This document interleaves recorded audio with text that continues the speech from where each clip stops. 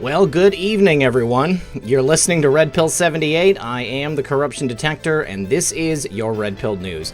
Thought I was taking the night off, but I was mistaken. I will not be here tomorrow, though, guys. We've got a couple of really key things that I wanted to go over with you. First of all, a tweet from my buddy Hulk Smash. He caught something really strange in regards to that German minister who jumped in front of a train the other day, and it has to do with the reporting of that subject in a European country. Also, we have an interesting thread from Breadline on Twitter, and it is about Toronto billionaires Barry and Honey Sherman and how their deaths connect to the situation happening right now.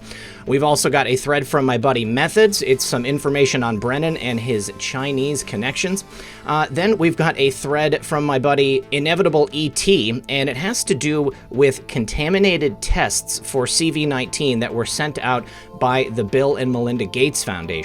Then we have some very telltale words coming from Ted Cruz in regards to the origins of what's taking place in this country and across the globe right now. Then lastly, we have a classified U.S. intel report which reveals the scope to which China underreported and misrepresented the situation we now find ourselves in.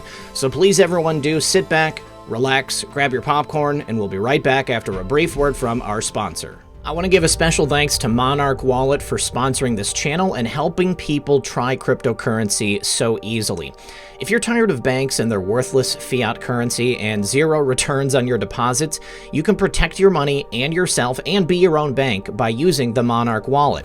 This crypto wallet is feature-packed with access to over 3,000 cryptocurrencies and the best decentralized exchange. Unlike other wallets, with Monarch you maintain complete ownership of your keys and seed, and Monarch allows you to purchase or sell Bitcoin and Ethereum with a bank account, purchase over 5 other cryptocurrencies with a credit card, and you even earn up to 8.2% APR interest on cryptocurrencies deposited in your interest-earning cell-integrated wallet. If you have a business or a nonprofit and want to allow them to use cryptocurrency to pay you, maybe even on a reoccurring basis, well, you can do that with Monarch Pay. It allows you to accept multiple cryptocurrencies, and it's being upgraded to include even more features on a regular basis. There's a market and news section to keep you up to date on all things crypto, and there are even biometric security features to keep your money safer. You can download your free Monarch wallet today at monarchwallet.com/redpill. The link is in the description below, and you can also join their Telegram channel for daily updates, and you can visit their official blog. All of them are down below. Now, Monarch is doing a limited time special just for you guys. You can download their wallet and follow the instructions at monarchwallet.com/redpill and receive 100 free Monarch tokens. This offer is only good until April 3rd, so make sure you download and register today so you don't miss out. That's monarchwallet.com/redpill. And lastly, Robert Beatles is the builder and co-founder of Monarch Wallet, Monarch Pay, and is a member of the C4 Crypto Consortium. He's also an avid believer in cryptocurrency, blockchain technology, and offers some of the most in-depth, educational, unique, and insightful content available both on CryptoBeatles.com and his YouTube channel. And he's also a viewer of the channel, so you might see him in the chat, and I highly recommend you check out his site. Welcome back, guys. Thank you for sticking around. First of all, today we're going to be talking about that German minister who mysteriously decided to end things by jumping in front of a train. Supposedly, it was due to anxiety regarding the situation we find ourselves in, but his name was Thomas Scheffer, and he was the Minister of Finance in the state of Hesse. And this is his picture right here. Now, it's been widely reported in regards to the fact that he took his own life, but take a look at this tweet from Hulk Smash. And he says, interesting 17th letter of the alphabet on the paper as the news of a government official's death. Let's take a look, and you can see right there, make sure that I am not covering it, but on the back of her paper, as she's reading her notes, you can see there is the 17th letter of the alphabet written there, kind of scribbled hastily, as if she wanted to very quickly get it on there. And again, this is on live national news as she's talking about the situation. I don't know what it means, but something tells me that she is sending a message. What do you guys think? All right, next is that thread from Breadline. I said, very interesting, connecting the murder of Canadian billionaires to the Clintons, the Canadian government, and the manufacture of hydroxychloroquine. So Breadline at ASPFRT on Twitter. Good job. And it says, interesting. Remember Toronto billionaires Barry and Honey Sherman? Well, here is a recent photo of their gravesite. Initially, it was reported that Barry took out Honey and then himself in a domestic murder-suicide. And I'm sure that everybody remembers the reporting at the time back in 2017. Now, it came out afterwards that the couple were found seated near the pool and their bodies were positioned exactly like this piece of art right here. They were seated side by side with their legs out and the leg crossing the other one, just like this sculpture you see here. Now, the family was not happy. They protested the murder-suicide conclusion until the police reversed their position and ended up calling it a murder. So very strange that they would initially try to peg it a suicide and then they flipped the switch. Well, Barry and Honey spoke of signing up for Bill Gates' Giving Pledge, which is a commitment to donate their wealth. What did Barry do? Well, he ran Apotex, a leading Canadian manufacturer of generic pharmaceuticals. And guess what they make specifically? Well, that would be hydroxychloroquine, you know, the CV-19 drug, not fishy at all. Now, Canada acknowledges how critical it is to manage your own pharmaceutical supply chain. They were very fond of Apotex and the fact that they were making meds right there in the country. Now, Breadline asks if Canada nationalized Apotex ahead of the attack. Now, our first motive for the killing of the Shermans comes from the fact that they signed up for the Bill and Melinda Gates Giving Pledge. So they had agreed to turn over either a substantial portion of their wealth or all of their wealth to the Giving Pledge once they passed on to the next life. So once that happened, all their money went to that. Now, there was also 3 Canadian government offices who would have had motive to take them out. Health Canada had lost a $500 million Apotex lawsuit. They owed the Shermans $500 million at the time of their death. And also a lobbying commissioner was losing a suit to Apotex. It was the first time in the office's history, and that lawsuit was to uncensor the name of Justin Trudeau. You may remember that. It was when Justin Trudeau was found to be the first prime minister in violation of ethics laws. That was a huge story not all that long ago. Now, he speculates here that Trudeau has an ankle monitor on. I personally don't see it. It looks to me like he's just wearing pants, but actually, when you take a little closer look, that one right there does seem to be a bulge, but I can't say for certain. Now, we continue to a post right here, 2217, and that post said, Justin Trudeau, Sherman deaths, Five Eyes spying, Clinton safe house, uranium 1. And Anon had asked, Trudeau, anything?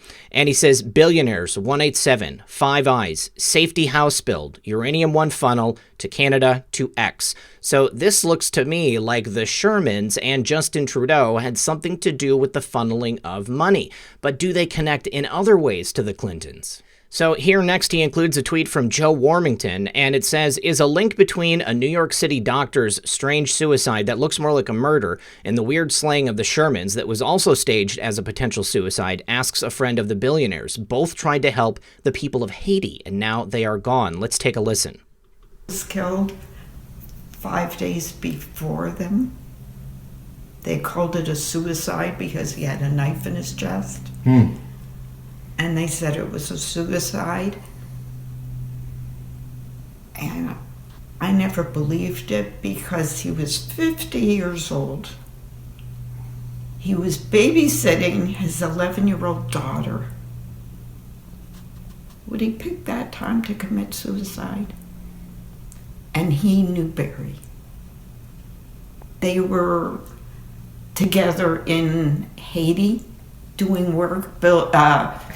Barry would send pills. The doctor would devote his time. And then my brother heard of another person who was also killed that knew Barry. So it sounds like someone is cleaning house for guess who? Bill and Hillary. Turns out that Barry and Honey Sherman's Apotex was supplying cheap knockoff drugs to the Clinton Foundation in Haiti. Not only in Haiti, but Apotex also supplied drugs to the Clinton Foundation for Puerto Rico in 2017. And who else was in Haiti making a fortune? Well, Clayton Homes, slumlord for the third world, selling shacks. And who owns Clayton Homes? Berkshire Hathaway, Warren Buffett. So that's the end of the thread, but we've got two billionaires, Barry and Honey Sherman. We've got two people associated with them who were also murders made to look like a suicide. All of these people involved directly with the Clinton Foundation and Haiti and other areas where the Clinton Foundation operates. Now, it also looks like there's a connection to Justin Trudeau, to the Uranium One scandal, and now to the CV-19 pandemic that we find ourselves in. Once again, I'm going to ask, how long ago was this stuff mapped out, and were they trying to cover their tracks before these operations went into play? What do you guys think? Tell me in the comments below. Now, considering all we've been told about China, well, we've been told that China is the real adversary here. It's not Russia. We should be looking at China. Well, Methods found this article from February of 2013, and he says, I'm just going to leave this right here. It's a CNBC article, and it's called In Brennan's Private Sector Stint, a Chinese Connection. And he leaves a subtweet, and he says, fantastic find, Brian Arntz. From the article, when Brennan went to work for a private intelligence contractor called the Analysis Corporation, he entered a murky milieu of transnational private spy firms with taxpayer-fueled profits. Now, if we open up the post from Cypher Magnus, which would be at Brian Arntz, we can see here that he has done a screen grab of post number 1017, which also includes 1016. Now, 1016 says Hussein timeline, 1/2017 to today. Cross against POTUS schedule, cross against White House visitor log 1122 to 1/1817. This will become very relevant soon. And then it continues in post 717, the Analysis Corporation, TAC, happy hunting, meaning that we were meant to go look for the Analysis Corporation. Now, I don't know if anybody else has found this before, but great job to both Cypher and to Methods for bringing this to our attention. But the Analysis Corporation was the private spy firm connected to China that John Brennan worked for. I am definitely going to be doing some more digging on the Analysis Corporation, and I hope to bring you some more information in the very near future. Not to do it too quickly, but right here is another article from CNBC. This was also from February 2013, and it's entitled, What Did the Analysis Corporation Do Anyway? Well, officially, the Analysis Corporation helped the U.S. government assemble and analyze critical information on national security issues. They built a series of software products, including Fuzzy Finder, Russian name search, and Arabic name search. But they are better known for something far more devious. And I found a blog called Citizen Wells, and this blog claims that in 2008, the employees and contractors of the Analysis Corporation breached Barry's passport and associated records such as birth certificates, naturalization certificates, and oaths of allegiance. So they used their software to break into the Department of State and steal the information about Barry Obama. This, to me, sounds like the beginning of a blackmail operation by John Brennan and his cronies at the Analysis Corporation, which I believe he used as the reason to get Barry to nominate him for the Clowns in America director, and probably also so that he could maintain control over Barry during his 8 years in office. This allowed John Brennan to basically do whatever he wanted. This is extremely interesting, and I am definitely going to continue to dig on the Analysis Corporation. Seeing as how that was just a private blog, I wanted to find some more sauce to show that John Brennan, with the help of the Analysis Corporation that he was running at the time, had breached the State Department to get the information on Barry.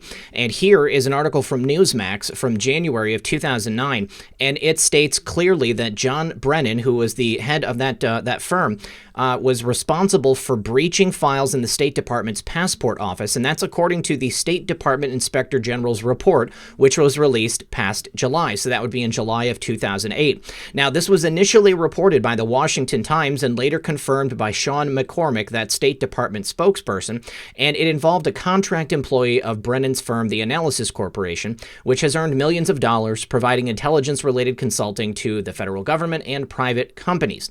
Now, during a State Department briefing on March 21st of 2008, McCormick confirmed that the contractor had accessed the passport files of presidential candidates Barry, Hillary, and No Name, and that the Inspector General had launched an investigation. Sources who tracked the investigation told Newsmax that the main target of the breach was Barry's passport file, and that the contractor accessed the file in order to cauterize the records of potentially embarrassing information. They looked at No Name and Clinton's files as well to create confusion, but their target was Barry. So, we know that John Brennan was a sort of mentor to Barry for many years, and we've heard in the past that perhaps Brennan was responsible for getting the supporting documents to give Barry his cover, provided him with that Social Security number, which was for like a 107-year-old man in Connecticut who had long since passed. But by cleaning up that information and doing it for him as a personal favor, that would give Brennan leverage over Barry, and I think that this was exactly why he was chosen to be the leader of the clowns in America under Barry's administration. So very, very interesting that we were told to dig on the Analysis Corporation. Now it's time for you guys to tell me what you find. Next, we have a disturbing story coming out of the Telegraph. Apparently, testing for CV19 in the UK has been hampered because a selection of the tests that were meant to be used at these testing facilities, like you see in front of you, were actually contaminated with parts of the virus itself. And this is definitely not good for Britain. The idea that the testing kits themselves could be contaminating people in this country is a very scary thought indeed. People go to these places because they want to get tested and have peace of mind, and instead they could potentially leave and end up infected with the virus when previously they were healthy. Very, very scary stuff. Now, Senator Ted Cruz today has raised the notion that CV19, which is sweeping across the world, was in fact accidentally released from a lab in China. Now, we've all heard this theory. There is a level 4 biolab right there at the epicenter of the outbreak, and Ted Cruz has now gone on record in session to say it, and it is taking the world by storm. I am very, very glad that Ted Cruz has had the courage to go ahead and say this. Now, of course, it's been blamed on the wet market, which is very close to where the lab is. And he says, we know that that facility, they were researching highly, highly infectious diseases, including CVs that they derive from bats. There is a very natural question to ask of, well, did somebody make a mistake? Were they studying this virus and did it escape accidentally? And is that part of why the communist government in China tried so hard to cover it up? It is a natural inference, and anybody who tries to say that this is wild speculation is just not looking at the facts. Now, next we have a breaking intel document from the United States government, which goes into great detail on how China tried to cover this up. Now, that document states the extent to which China underreported the total cases and those who passed from it. Now, they concealed the extent of this virus for a long time. We all know that. President Trump has gone on record saying that they could have stopped it. Instead, they chose not to tell us, and they tried to keep it a secret. But we know it began in China's Hubei province in November or December of 2019, and they have only reported 82,000 cases and just over 3,200 deaths. And of course, people like Hillary Clinton and the mainstream media have pushed the Chinese propaganda and the lies in an effort to attack the president and try to destroy him during such a tremendous time for the United States and an incredible time in this nation's economy. Hillary Clinton actually cheered the searing headlines, claiming that the U.S. has now surpassed China in CV19 cases, but it's all propaganda from CCP. Now, ironically, from Bloomberg, it says China has concealed the extent of the CV outbreak in its country, underreporting both total cases and deaths it suffered from the disease, and the U.S. intelligence community concluded this in a classified report that was delivered to the White House, and that's according to 3 U.S. officials. Of course, they asked not to be named because the report is secret, and they declined to detail its contents, but the thrust, they said, is that China's public reporting of cases and deaths is intentionally incomplete. 2 of the officials said the report concludes that China's numbers are fake. Not very surprising at all, and I tell you, this is something that we've all been considering for quite a long time. Now, guys, if there's anybody out there who's seen this report and would like to speak with me about it, I would really love to get an accurate look at how many people have actually suffered from this in China, because from what we saw in the lead up before it got to America, it looked like it was definitely understated.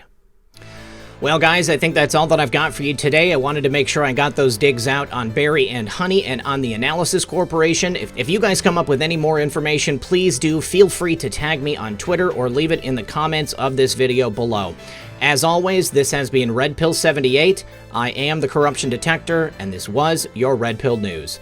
Good luck, everyone, and God bless. I'll see you Friday. Hey guys, one more thing. It's Red Pill. I just want to say thank you once again to everybody that has helped to support the channel. If you'd like to get involved, you can go ahead and check the show notes in the pinned comment and the description. There's always good information in there. I've got a couple of backup channels. I ask that you go ahead and subscribe to them because if anything does happen here, I will start publishing there. And if you want things like merchandise or anything else, there is a bunch of information that you can find right below this video. All right, guys, thank you very much, and I'll see you tomorrow.